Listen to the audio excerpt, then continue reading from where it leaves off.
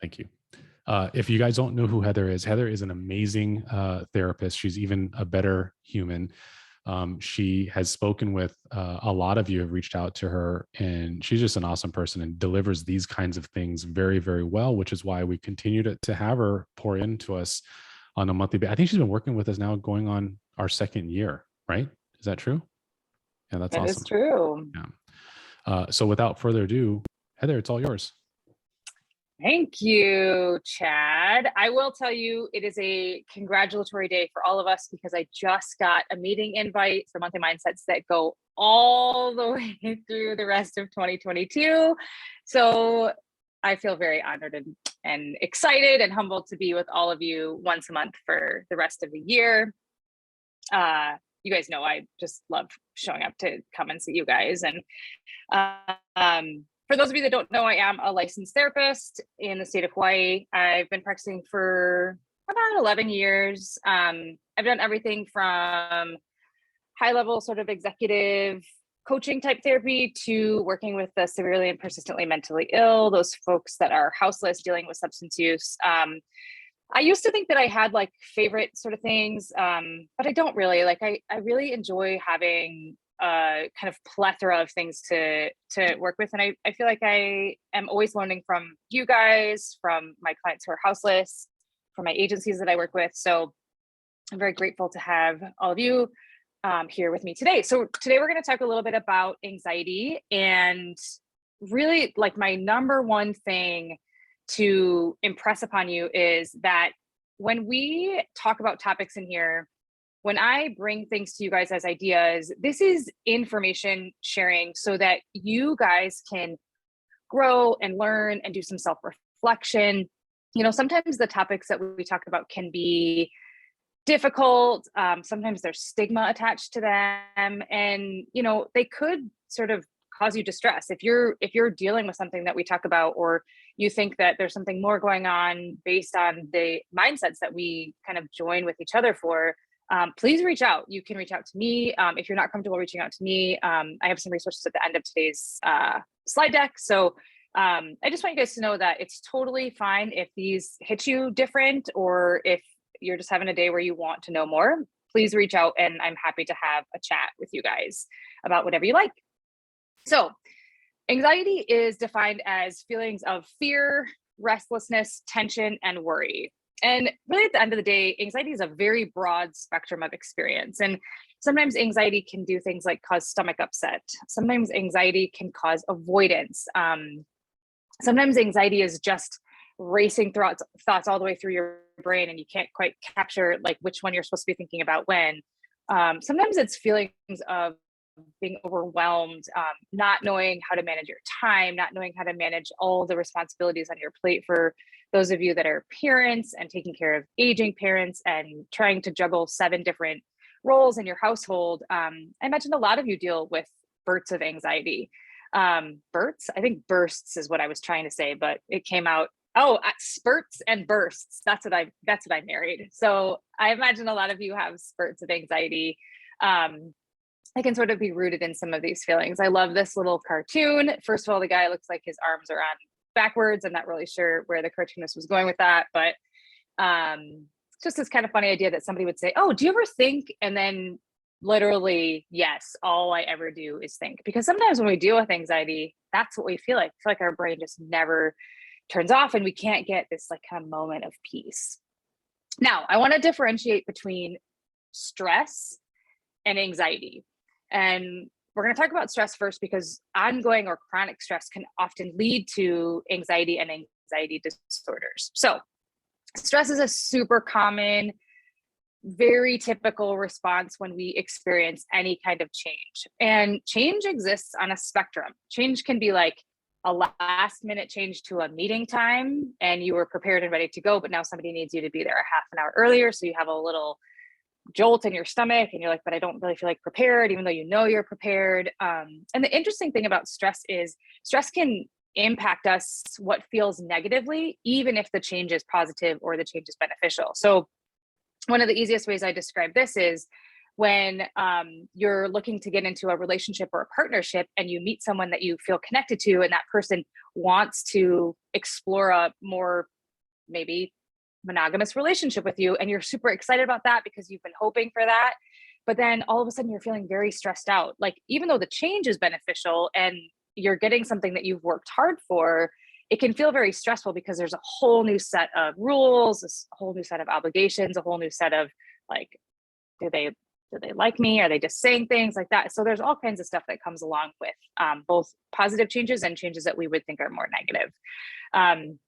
Stress comes from everywhere. It comes from our work. I know all of you have felt stressed in your work in your day to day. You guys are doing 7,000 things a minute and trying to do all of them at the same time while other people are asking you for things. So I know all of you deal with a lot of stress in your day to day. Comes from being in school or learning or training, trying to better and improve and increase the amount of education you have. Stress definitely comes from relationships. And this is where sometimes the positive change shows up more, is like when we have really exciting things happen in our life. I shared with you guys that I'm in escrow for the condo that we live in. It's like something we've been working for like 8 years to get to. Like, I'm super stoked about it. But I really think I might stab my escrow team several times if they don't stop asking me for things, right? Like, I thought the hard work was done already, but no, the hard work is right now. And so, mind you, I love all of you and I will not stab my escrow team. But I think that, even when the stresses are really exciting and really happy, they can, create physical symptoms. Sometimes they can create emotional responses to things. And I think the more that we can understand that stress responders are supernatural, very healthy. Like, if you didn't respond to anything, I would probably be more concerned. But when we deal with chronic or prolonged stress and we don't have an outlet for it, it really can lead to anxiety disorders, challenges with our mental health, and eventually problems with our physical health. And so what we want to do is really keep a good eye on the insight and the awareness that we have with ourselves. And we've talked a lot about that in previous mindsets, about how we just sort of pay attention to how we're feeling.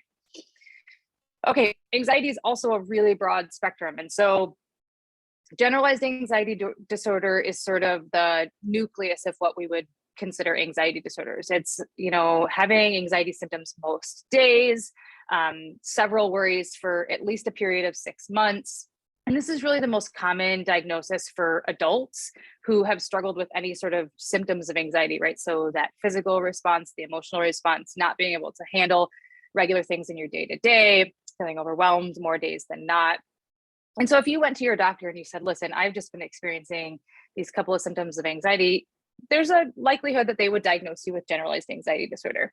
It's treated several different ways. Sometimes they recommend medication. Sometimes they recommend talking to a therapist. And sometimes they recommend doing things like deep breathing, journaling, things like that. Another side of anxiety is what we call social anxiety disorder. So this is when we have a fear or feelings of anxiety around social situations, like small gatherings, because you don't know who you're going to talk to or how you're going to make conversation. And there's only a few people there. And so there's not very many choices.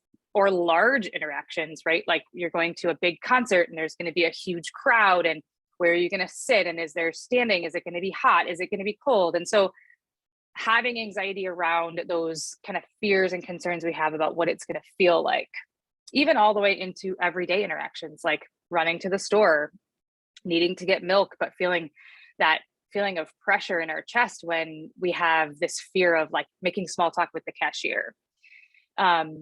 Specific phobias also fall under anxiety disorders. A lot of you have heard about things like fear of heights, fear of snakes. I'm not a huge fan of snakes, but I think that what differentiates phobias from having a fear of something is that it becomes very extreme. Like, you won't go above the 3rd floor in an elevator, or you make super significant attempts to avoid things like small spaces, like blood draws, or because if you have a phobia of needles.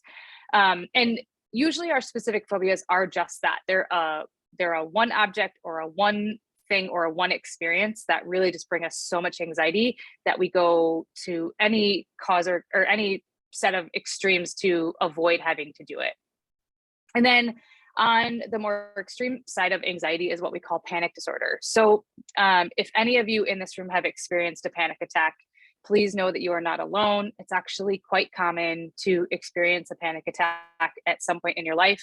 I had one when I was 26. I thought I was going to die in the street that I was standing in. The guy I was dating at the time did not handle it very well. And I thought if I did survive, I might try to hurt him because he just handled it so improperly. But the thing is, if you've ever had one and you remember what it feels like when it's coming on, it's really often confused with just like, oh, I'm stressed out. But it becomes such an extreme experience that your heart starts to race. You can feel like you might be having a heart attack. You can feel like you can't breathe. You can feel like everything is very loud around you. It feels like you're just kind of being crushed by the environment. This disorder is very specific to people who experience panic in those situations, not ongoing panic or significant ongoing anxiety, but is characterized by having panic attacks on regular occurrences. So this is not meant for you guys to go out and diagnose yourself with any of these things. This is just a little information so that you guys know kind of what anxiety spectrum looks like. Now, I want to differentiate between anxiety and panic disorder because, again, panic disorder is a set of experiences and anxiety is usually in anticipation of something. So when we experience anxiety, it's because it's rooted in usually fear of something, right? So I don't know what I'm going to say. I'm going to go stand up on stage. And what if I forget everything I was going to talk about? What if my slide deck doesn't work? What if people are bored and they're on their phones and then I feel like they don't care what I'm talking about? Anxiety is generally a fear of something that's coming in the future. And that anticipatory anxiety is something that if we don't catch it soon enough, it can become very overwhelming and sometimes can lead us to saying, you know what, I can't go out on that stage. I can't talk. I can't do it. Whereas panic attacks are these very severe physical reactions to anxiety. So anxiety that kind of builds up can lead to a panic attack. And then that panic attack becomes a isolated event. Sometimes anxiety looks like constant worry. I think about when my sister was going through a divorce, I was worried about her almost every day because the man that she was divorcing was very cruel to her. And so I was in this state of constant worry that like he was going to say something to her that was hurtful or do something that was, detrimental to her in the divorce case. And so I remember feeling a lot of anxiety around, I'm far away, I don't know how to handle this, and I need to be there for her, where panic attacks can sometimes feel like they just erupt, that like everything was kind of okay, everything was kind of going around, and then all of a sudden you're just having a moment where you can't breathe and you have to sit down and you're not quite sure where it came from. They both have pretty uncomfortable physical symptoms. Anxiety tends to be things that are more constant, like your palms are sweating and you can't get them to calm down. Your heart rate is just like way above where it usually is, and you can't seem to get that heart rate to sort of calm down and slow down. Sometimes our face gets red. Even some people really deal with like crying when they're anxious because they're not quite sure what to do with the physical symptoms. Panic is something that is igniting your fight or flight. I know we talk about how fight and flight has evolved into freeze and things like that. But for today's topic, we're just going to talk about fight or flight. So panic becomes this severe anxiety that escalates to the fact where you just really feel like something physically is happening to you and you might not make it out of it. And the thing with panic is it's almost like your body has been set on fire and you can't just put it out by stop, dropping, and rolling. Like you have to roll repeatedly over and over again, and somebody has to hit you with a fire extinguisher. So when you have panic attacks, oftentimes we have to work through them rather than trying to stop them. When you have a panic attack and you try to stop your heart from beating, it can actually be detrimental to your physical system. So you've got to really just start to take those deep breaths and start to find yourself in a place where you can sit down.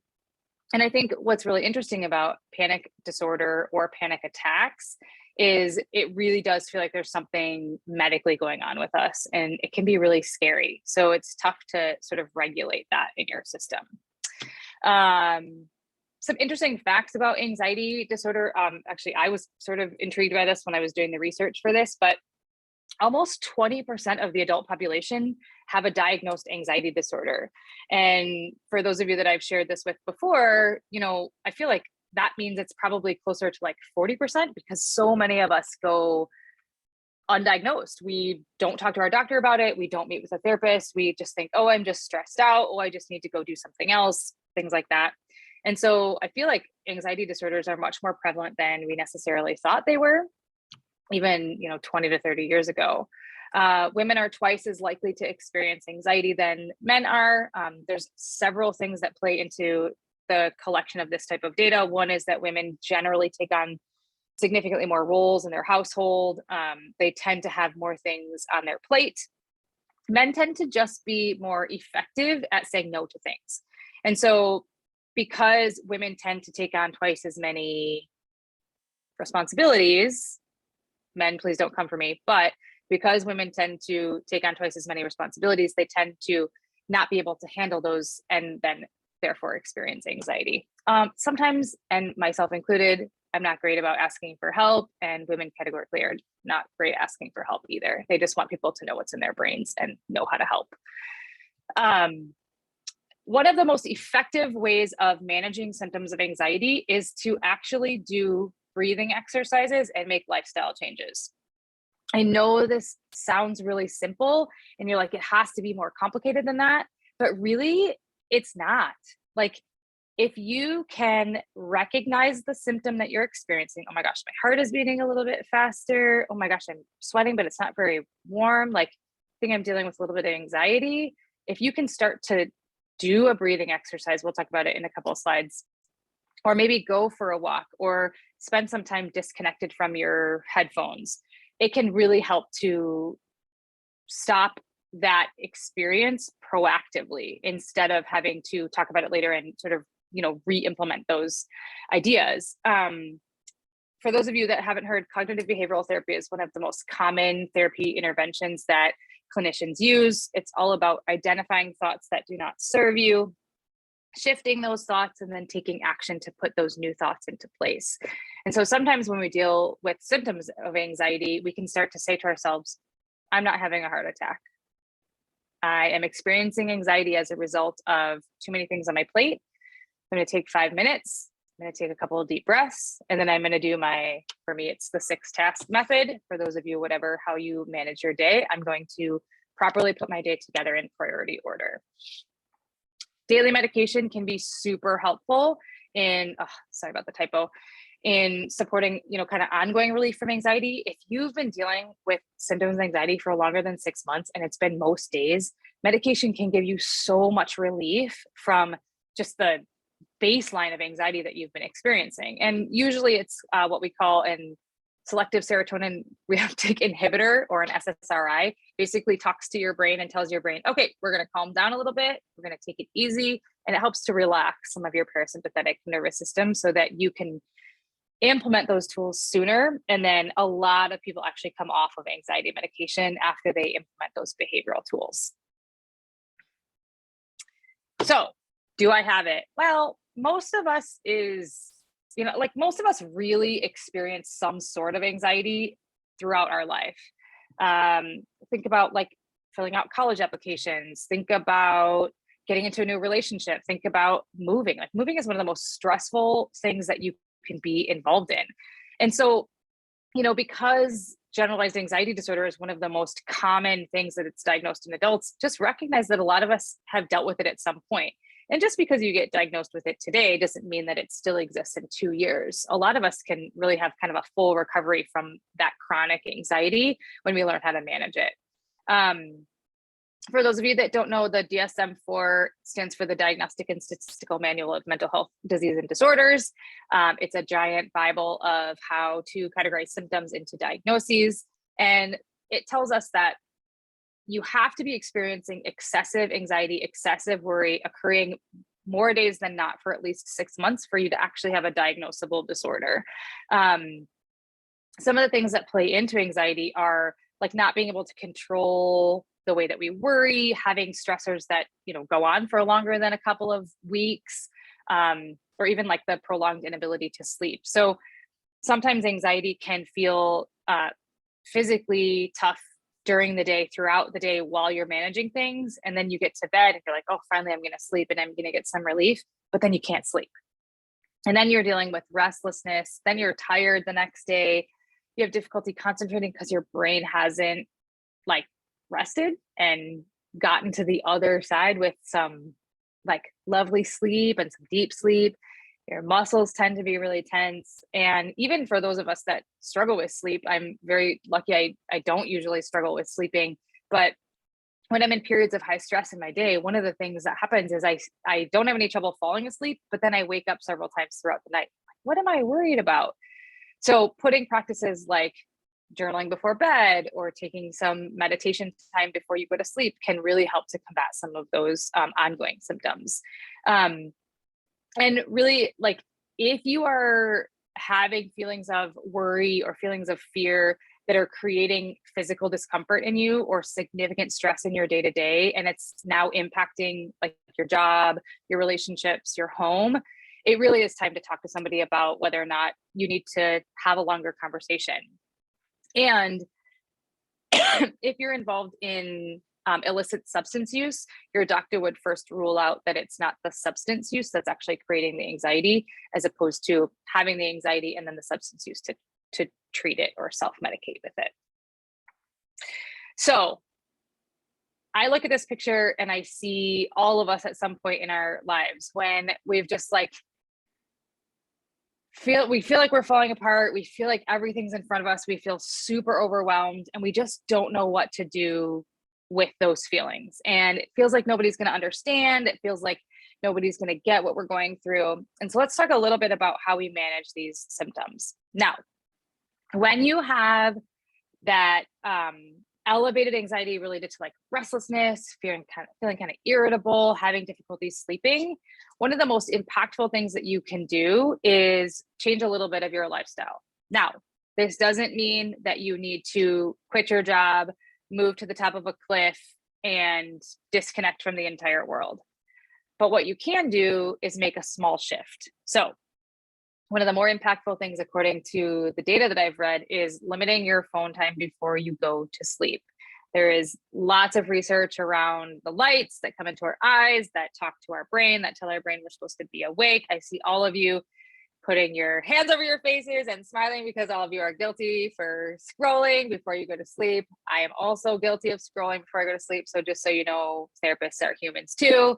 But really the data shows that if we put our phones away and we don't use them as our alarms and we put them in another room, that our sleep tends to be much more effective.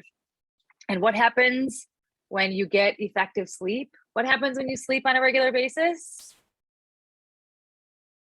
You're a generally pleasant human. You feel good physically. Your brain feels rested. You feel like you can tackle your day with all the good attitude possible. So I would encourage you, if you've never tried it, do try to put your phone in a different room, use an actual alarm. I bought this like cool sort of fade alarm that has like settings where the time gets dimmer and dimmer, and you set it for like my bedtime's 9 p.m. Just going to be totally transparent, but my phone goes away at 8 o'clock. The light on the alarm dims, and then at 5 o'clock when I get up in the morning, the alarm lovingly wakes me up with the sound of a thunderstorm. So there's all kinds of cool alarms that you can buy that will be conducive to making you feel good when you're waking up, as opposed to alarms which can like very awfully just irritate you from the very beginning. Another really effective intervention is exercise or stretching. Now, you don't have to go to the gym for 2 hours a day, but what you can do is start to take small breaks throughout the day and get some sunshine. Vitamin D, being outside, taking your AirPods out of your ears or your over-the-head headphones off of your ears can be super effective in just letting you connect with the present moment. Using meditation, using deep breathing, allowing yourself to have a little bit of a break from all of the things that pressure you throughout the day can just work wonders in helping you deal with that feeling of restlessness. I've found that a lot of my clients have been really successful when they set a reminder on their calendar to do some sort of activity, whether it's take a walk, read a book for 10 minutes. I have a little, it's right here actually. I have a little book that before I start my day, I just jot down like what's on my brain. Like, oh, I have to remember to do this. Oh, I'm really grateful for this. Oh, I forgot to eat dinner yesterday. No wonder I woke up starving. So I just have this little 10-minute, I mean, most of the time it's 5 minutes, but this little activity in the morning before I start my day that sort of like gets some of the junk out of my brain. And I found in typical office settings that if you take that book or that piece of paper or that information collecting device with you and you sit at your desk for 5 minutes and you allow yourself to sort of like enter into your day, it can be helpful in feeling less anxiety throughout the day. For those of you that like journaling, it's usually pretty effective. For those of you that prefer like texting, use your notes app. Being able to control small things like this can really be impactful in how you manage your time. Now, when you have, does anyone have any questions about that? I forgot to ask if any of you had thoughts or something you wanted to share about that before I like 3 cup of coffee into the next slide. Thoughts, maybe in the chat. Yeah, I was just sort of thinking about like what type of breathing, when you talk about breathing, are there certain type? Oh, you're coming up to it. Okay, sorry. And like, thanks for the segue. Awesome. Does anyone have any thoughts on the restlessness, irritability part I want to share? Okay. So when we have anxiety symptoms that are creating physical distress, we really do have to be intentional about what we're doing with our physical body. So great question. One of my favorite activities is square breathing, and it gets approached a couple of different ways. Some people are 4-4-4. I like 4-7-8 because it really makes you think about the breath that you're taking. So we're actually going to try it right now. Plant your butt in your chair or your feet on the ground. Chad, if you're standing, that's okay. You just have to put your arms at your sides. Plant your feet all the way into the ground, relax your shoulders. You can close your eyes if you want to. You don't have to, but you can close your eyes if you want to. And what you're going to do is you're going to breathe in for 4. You're going to hold for 7 all the way at the bottom of your belly. Then you're going to exhale for 8. And we're going to just try one together. So you're going to breathe in for 4.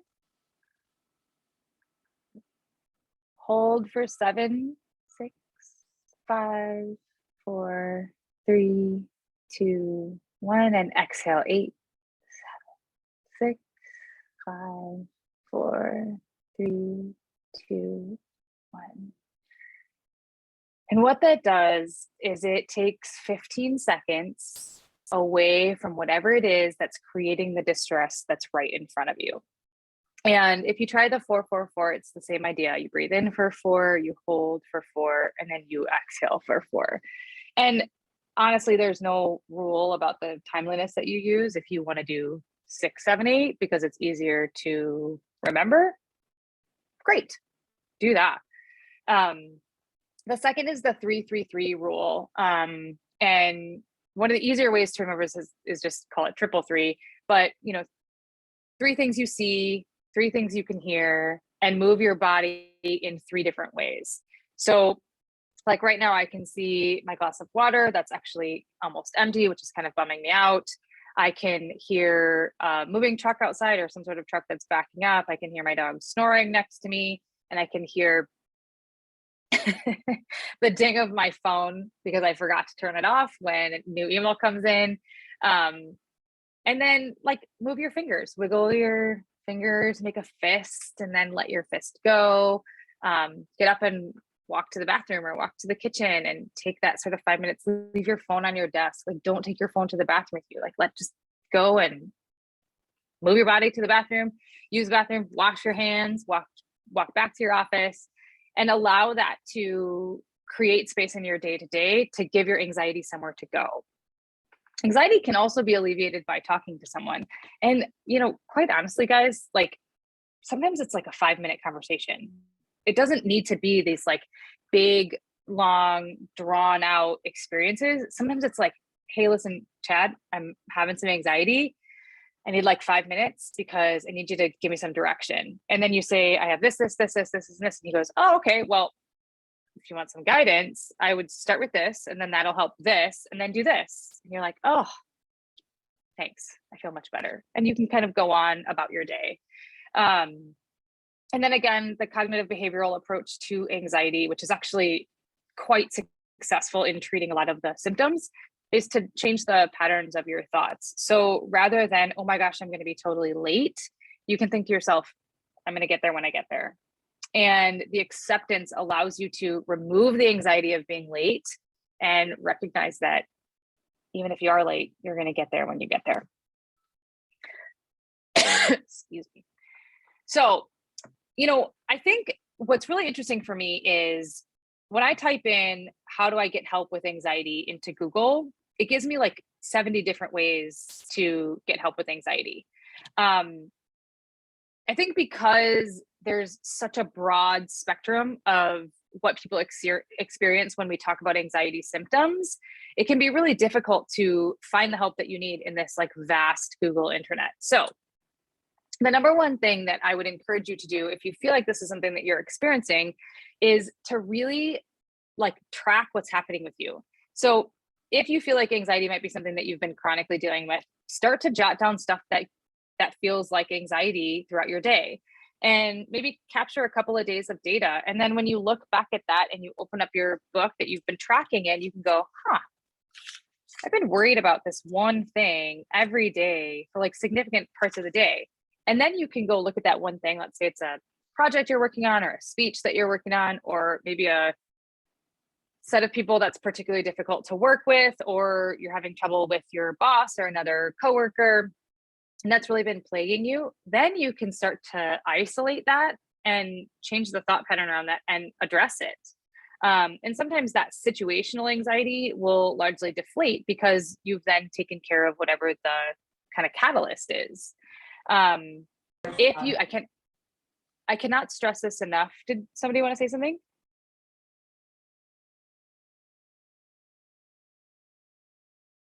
Okay, interrupt me again if I missed you. But I cannot stress this enough. Like if you've been experiencing anxiety on a regular basis for longer than 6 months, please call your doctor or your naturopath or your therapist or your psychiatrist and have a conversation with them about how it's impacting you. By seeking out that help, you can have somebody who's got expertise in that area help you unpack it a little bit. Maybe it's that you have a significant stressor that's related to one thing in your life, like being overworked or having a partner who's not supportive or you don't feel like you're communicating well with, or you have kids that are having trouble at school and that's creating some anxiety for you. By allowing someone else to sort of share that anxiety with you, we can give you some really good tips and tricks to be able to not only manage it, but also help you come up with a plan. Like maybe the plan is, I need to see you on a regular basis. Maybe the plan is, I need to consider some medication because I think that this anxiety is really starting to impact my day to day. And then that fourth bullet, implementing accountability. This is a really interesting way of developing deeper relationships with people, which I know is a totally different topic, but when you express vulnerability to the world, it doesn't have to be about like telling all your secrets on stage to 50,000 people. Sometimes accountability can be going to your coworker that you've had lunch with a couple of times and saying, hey, listen, like every day in the afternoon, I tend to get kind of anxious because that's the time when my boss walks around and checks on us, or that's the time when my stuff is due. Like, can you help remind me to like get outside for 5 minutes during the afternoon? And that can deepen your relationships with people in a vulnerable way, but that still allows you to continue to have professionality and have connections that are rooted in respect and asking for what you need.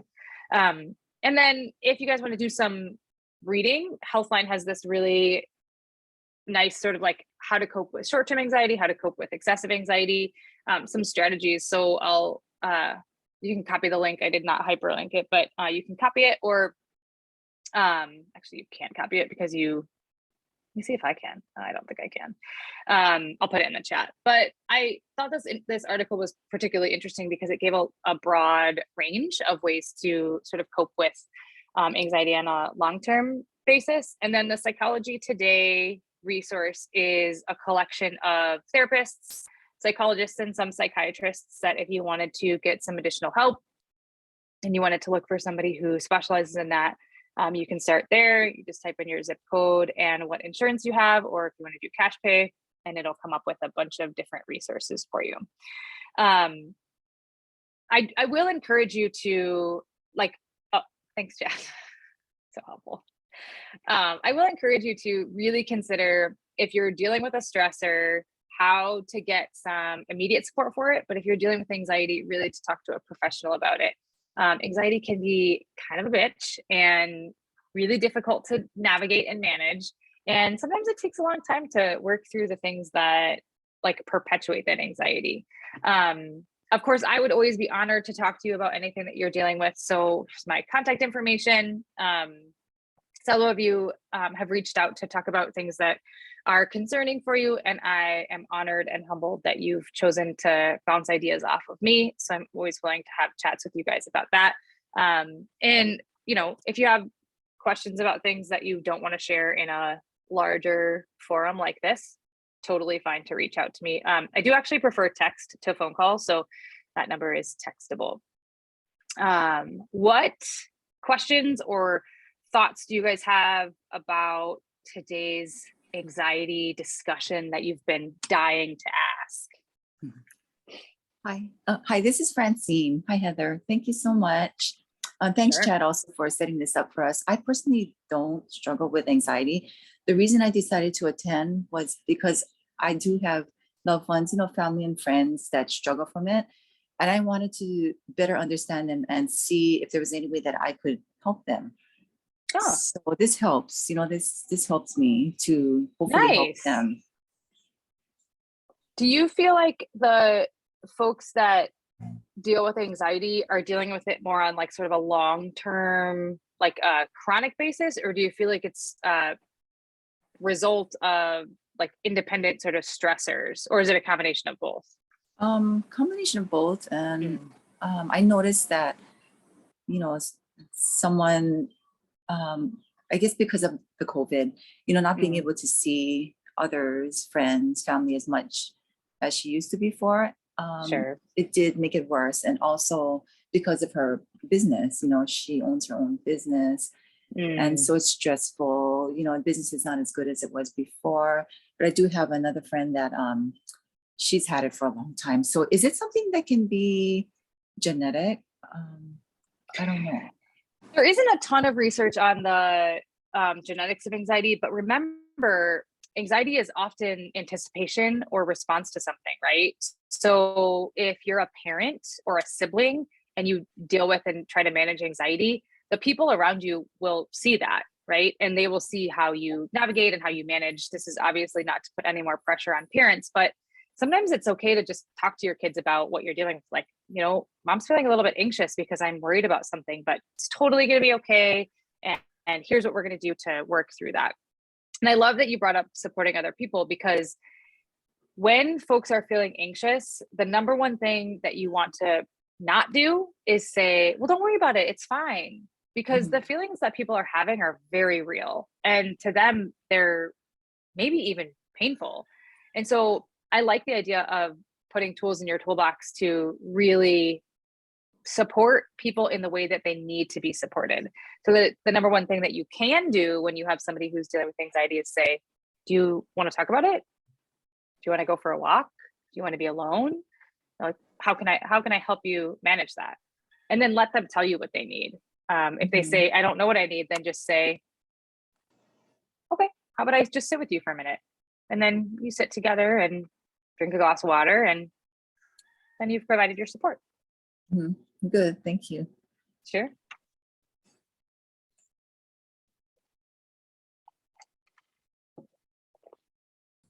I have a comment to make, or question or whatever. I find it interesting. I don't want to rely on memes and funny sayings as gospel, but I do find it interesting. You know, how they say that you know, focusing too much on the past can give you depression, and too much in the future can give you anxiety. I do think that there's something to be said about that. That I have people in my life, friends, family, loved ones, relatives, whatever, that I kind of envy those that are just in the now and kind of in the moment, and they seem not to care so much about the future, but they're much happier. But in my mind, that freaks me out. I'm like, yeah, but what about tomorrow, next week, and next year? And like, I'm already like 10 years ahead in all kinds of different things, right? But I also have a ton of stress and anxiety based on that. Like, I put myself in that position. So I try to consciously be in the moment, which is really difficult for me, quite honestly. It's super, super difficult for me to connect with what's happening right now, because I'm always focused on the future. Is there some truth to that? I don't want to call it meme, but is there truth to that? 1,000%. I mean, depression is rooted in things that we cannot control from the past usually. And there are times when depression is in response to something, right? One of the easiest examples I can give is when you deal with a loss or the death of a loved one. Bereavement is a very natural response to the death of a loved one, right? And we can go through it for several months, several years. The trick with when bereavement actually potentially turns into depression is when we're living in the space that we cannot control, where the person is no longer here, but we cannot find ways around navigating that information and taking that information on as truth. My grandmother passed away at the end of December. I cannot tell you how grateful I am that I was there when she passed away, because she lives in Chicago.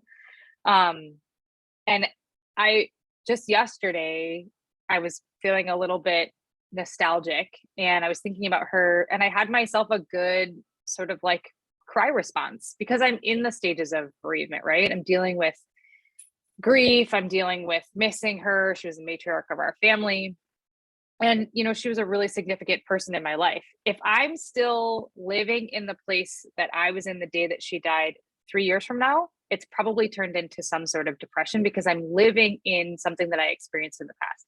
Doesn't mean you can't miss people. It doesn't mean that you can't be sad that people are gone, but it does mean that you need to understand what's happening and what's getting in the way for you. The thing with anxiety is that, generally speaking, it's a response to something that we're worried about happening. And the thing that trips us up with anxiety is our anxiety makes us think that that's real, whatever the worry is. Like, we're going to get on stage and we're going to throw up. We're going to enter into a conversation with our boss, and our boss is going to be like, why are you bringing this to me? You're not even a worthwhile employee. When in actuality, your boss probably wants the feedback and probably wants to engage in a conversation with you about whatever it is that you want to talk about, and will likely respond pretty well to it. Anxiety is kind of a liar most of the time. I mean, depression isn't really a liar so much as it's something that you got to navigate and work through. Anxiety is this place where we sit like, why are you writing in all caps, Chad? I'm making a pronouncement. I think that it's okay to feel anxious about things. I've shared with you guys before that the 5 minutes before I log into the Zoom for mindset, I always get those little jolts of anxiety. Like, are they going to like what I'm talking about? Are they going to want to hear about this? Like, we all deal with that kind of stuff. But I think what's interesting about this idea of living in the present is we all think it's a little bit fluffy and maybe kind of new age, but living in the moment or focusing on the present or working with today helps negate both depression and anxiety, because it's only giving us a place to focus right now and right here. So the next time you think like, oh, like, man, why is my stomach in knots? Like, what's happening? Like, stop, take a minute and say, okay, what's going on with me? Last week, mine was, I thought my whole escrow team was going to quit if I didn't get them this one document in like the next 15 minutes. When in actuality, they were just sending an email to follow up on something. And it was like, fine if I did it the next day. But I was like doing other things and work and meetings and all this other kind of stuff. And so I had all this anxiety, and I was like, why do I feel like I'm going to throw up? And so I emailed them and I said, I'll get this to you tomorrow. And they were like, okay, cool, thanks. And like all of that anxiety that I had, like, just like, what in the world was I so worried about? Maria, I don't want to miss your question. So some of the things that you can say or offer to folks that are dealing with anxiety is really like, do you want to talk about it? And then allowing that person to have space to be able to fret about whatever it is that they're fretting about. When I say that the number one thing not to do is to tell people to stop worrying, generally speaking, that's going to create a counter reaction to feeling anxious. And then they're going to feel more anxious because they're going to feel like they are bothering you with their anxiety. And you're going to sort of give the inclination that they have the power to stop it. Like, sometimes we don't have the power to stop it. We just have to like work with it until it dissipates a little bit. So some responses are, do you want to talk about it? Do you want to take a walk? Can I take this caffeinated beverage away from you and maybe give you some water, and maybe we can not drink any more coffee for the rest of the day. It depends on the type of relationship you have with the person, but really like sitting with somebody and asking, well, what's going on, allows them the space to really be able to process through that and maybe eliminate some of it too. So great question. And Chad, I'm sure you've never ever responded to any of your staff people like that. So No way. rest assured. I have a question. So what in this day and age that we're in with technology, and everyone's busier and everyone's busy to be busy, and it's like, productive. It's like it's a kind of a snowball theme that I think in the last 20 years or so has always been, that's your mantra. Be busy, drive faster, go, work harder, hustle. It's a kind of a thing, right? How much do you think that that's contributed to overall society's place in feeling anxious on where they fit and where they feel like they should be versus where they think others perceive them to be, and so forth? So such a good question. I could probably write a whole mindset discussion based on this subject alone. So first of all, we have to acknowledge sort of the like elephant in the room. Like COVID has created anxiety because there are so many things that we're doing that are different than what we were doing 3 years ago. Regardless of what side you fall on, whether you're a masker or a non-masker, whether you're a vax or anti-vax, it doesn't matter. Remember, stress and anxiety are caused by change. Whether change is good or bad, it's going to have a visceral or physical reaction when something changes. Like, it's very interesting to think about going to Costco 3 years ago and going to Costco now. Like, now I have to like prepare. I have to like wear my mask out of my building, and then I have to put it in my purse and make sure that I don't lose it. The other day I lost it, could not find it. Turns out it was on my elbow. Like, we just, like there's so many things that we have to think about now that take up space in our mind. And so one of it is that you just need to recognize that we're in a different place in time and give yourself a little bit of grace with that. The inundation of information that comes at us, one of my biggest like pet peeves is the comparison trap that we fall in when we like scroll Instagram, scroll Facebook, and like, oh my gosh, that person's so much smarter, prettier, skinnier, stronger, fitter. Look at their healthy lunch. Look what I'm eating. Like, all that stuff is just such nonsense. Like, yes, you can be inspired by other people, and yes, other people's content can give you things that you need to hear, but absolutely 100%, like, that has created opportunities for our brain to go, oh, should we be doing something different?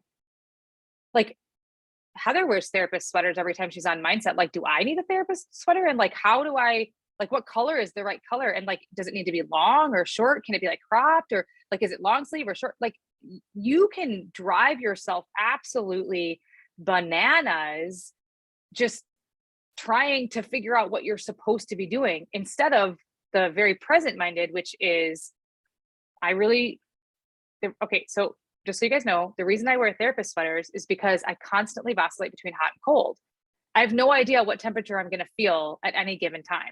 So right now I'm like the perfect temperature, like the sweater and the tank top I have on, like it's working perfectly for me. Like the AC is at the right temperature. Nobody is sitting on top of me, so I'm not getting anybody's body heat.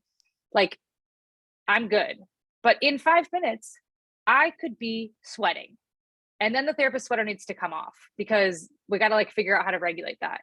And so, we often mirror each other's stuff because it helps us feel more comfortable when we're doing something similar to somebody else. But like, my lifting routine doesn't need to look like Stacy's lifting routine, like it doesn't need to matter. And so some of it is like the constant reminding ourselves that we have to do.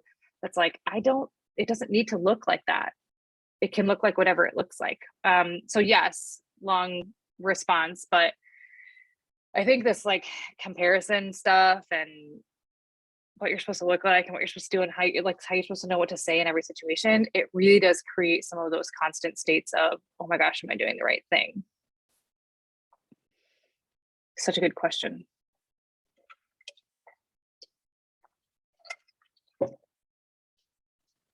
The Jack Russell heard me talking about him, and now he's coming into the room like, oh, you need me to sit on you, keep you warm? Yeah, hi. because the Does Jack anyone else Russell's have getting any really, ahas or feedback or questions? yeah. We have a few more minutes. Hi, Julie here. I still have my camera off, but I kind of had Okay. an aha moment when you were talking about, and I forget the verbiage that you used, but basically you're talking about how changing your mindset is so important. Like if you're stuck in traffic, you know, I'm going to get there when I'm going to get there. And my aha moment was, I'm like a way more high-strung, anxious person than my husband, and my husband is like a lot more chill and in the moment. And sometimes it's actually really irritating because his phrase that he always uses is, "It is what it is." So when things are, you know, he's in the military, so when things happen outside of his control, he doesn't, you know, get upset about it. He just says, "It is what it is." And for a while that used to bother me, but in the long run, I found that it's actually very comforting. And now I find myself using that phrase a lot, and it surprisingly helps quite a bit. I absolutely love that you just shared that, because sometimes it really just is what it is. Does anyone else have like serious anxiety around lines? Like you want to just go drop something off at the post office, but you can't print because your printer broke, and now you got to go and you got to pay for the label. But you walk into the post office and you're like, why is there 7 people in line? Like, I really just need to get this done. I just need one little thing. Maybe everybody will let me cut. But then you have to like sit in the line and be like, okay, it is what it is. Although I think there's machines for that now. So maybe I'm been a while since I went to the post office. I swear, Ted, people think I'm just ridiculous with these examples. It's like I'm either dating myself or people are like, post office. Like, when was the last time you mailed something? And now I'm just laughing at myself.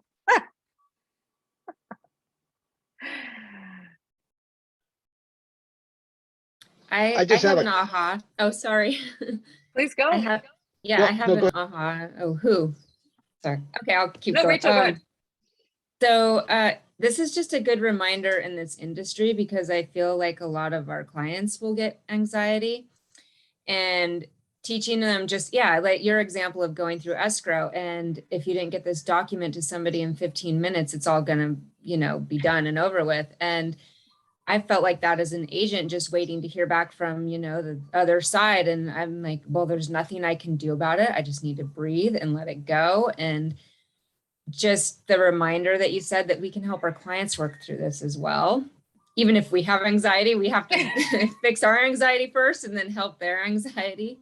So just really good reminders of what we can teach the people that we're working with. So yeah, thank you.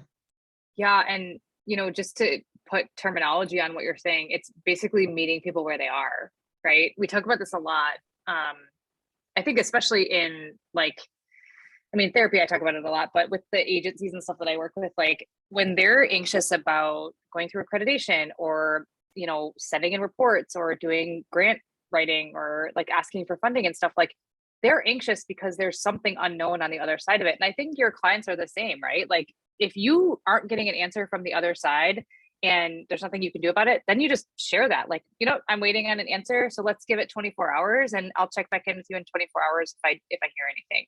So that whole idea of like meeting people where they are and understanding the process that they're going through, so helpful. Thank you for sharing that. Robert, did you have something you wanted to share? I just wanted to say thank you. I really enjoy your sessions, and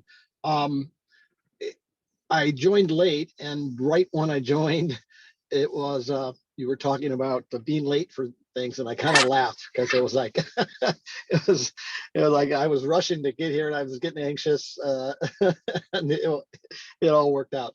But thank you, I appreciate it, and I find myself now more anxious than I've ever been in my life. Yeah. So much new, so much pressures and things that I'm trying to learn and do well and feel like I'm not doing enough of, and all that. So perfect timing for this. Thank you. You're very welcome. It's always a pleasure to be with all of you. And I love getting to know all of you guys and how much you share with me just in your questions. But now you can marry the anxiety one with the imposter syndrome one. Remember how we talked about having reasonable expectations of ourselves and that it's likely that we're not imposters. We're actually very good at what we do. So now you can marry those two and have a wonderful Friday working through your anxiety. And it's fine that you were late. We're just having a conversation. So happy to have you. And it's recorded. So we'll send it And over it's to you. recorded. Should we all wear our therapist sweaters on the next session? Can you Please. imagine? We're all wearing our therapist sweaters at the same time. I would love that. Aloha, Heather. Happy Hi, New Year. I Heather. didn't get Thank to you. join in January. But, you know, while Robert was talking, it kind of spurred me related to, I share his notion of, I feel like I have a higher incidence of anxiety now in this time of my life. I don't know if it's my time of life or now that I am in real estate than I did previously. And I was like a corporate American kind of person, you know, and, you know, that had its own set of things, you know, for lack of a better term. And I just have like different things that are new things that I'm like, you know, as your mind starts like thinking through stuff, it's like, okay, this is how I might have dealt with it then, but that's not gonna work now. So like just working through the newness of, you know, this Of industry, everything. of everything. Yeah. Yeah. Yeah. And I think, you know, I think that's why I use the word overwhelmed so much, because so many of us understand what it's like to feel overwhelmed, right? Whether it's our own doing, other people's doings, things like that. I feel like the more that we can just extend some grace to ourselves and allow ourselves to feel whatever it is that we're feeling and be okay with all the newness stuff and like give ourselves a minute to be able to manage it, the more effective we will be on the other side, just sort of taking care of ourselves. And so Alan, I always love when you share. We have a Thank long you. relationship now, but you know, I think that like, I love when you guys get hit by the information that I'm sharing and it resonates with you in some way that's effective for you. And that's all I really want, is for the information to be meaningful and useful for you. So thank you for sharing. Yeah, and just one added component that like I feel is that, you know, as I, you know, as not that I fight it, but you know, I am constantly comparing and contrasting, you know, my former life to this life. And there's so many more elements of this life that I love, that there's kind of a guilt component, for lack of a better term, of like, you know, like, why should I be this lucky? Why should I be this blessed? You know, and then that's hammered down by like, why the hell didn't you make this decision sooner? You know, like those kind of things are like going back and forth, and for me anyway, in my head, as not that it's related to anxiety, but you know, there's an energy expenditure that's going on there related to those kind of things. Alan, I'm going to give you a reframe. You ready? Sure. Look where you are, because you worked so hard to get to this place where you feel lucky and blessed. I feel the same way after the nonprofit and feeling like I sort of recovered from that and now into ChangeWorks. Like there are days where you're like, do I really deserve to be doing this? But the truth is, like, you did. You worked so hard to get to where you are now, and look at where all these beneficial decisions have gotten you. Like, but now did I you're really happy work and that fulfilled. hard? Well, does it matter? Yeah. I mean, that's like, you know, like my self-defeating kind of like, well, did I really Sure. work that hard? Or like, you know, yeah, but thank you very much. Yeah. This The reframing cascaded is into helpful. Alan's one-on-one session. Okay. It will transition into that. Yeah.